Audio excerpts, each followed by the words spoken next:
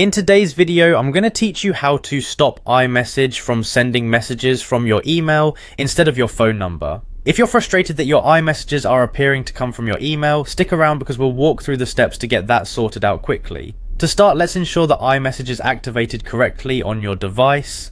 Navigate to your settings, then tap on Apps and select Messages. Once you're in there, make sure the iMessage toggle is switched on. This step is crucial because if iMessage isn't activated, you won't be able to correct the issue of messages being sent from your email. After activating iMessage, give it a few seconds. What we're doing is allowing the system to recognize and display your phone number under the Send and Receive section. Now let's move on to adjusting the setting for starting new conversations. Once again, on the same messages page, you'll see a section labeled Send and Receive. Tap on that. Here under Start New Conversations From, you have the option to choose either your email or your phone number.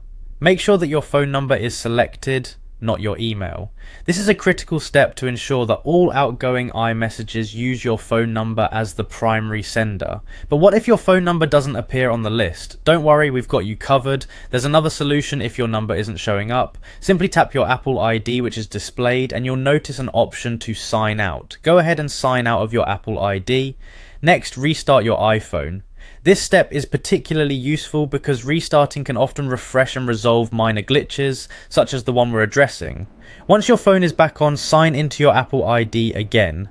Now revisit the Send and Receive section and check if your phone number appears. Finally, to ensure everything is set up properly, we should confirm that your number is recorded correctly in the phone settings. Go to Settings, tap on Phone, and then select My Number. If your number is incorrect or not listed, update it to the correct one. Ensuring your number is accurately listed here helps synchronize everything properly across your device. And there you have it. By following these steps, you should now have successfully stopped iMessage from using your email. This tweak ensures your messages are sent using your phone number, making communication seamless and professional.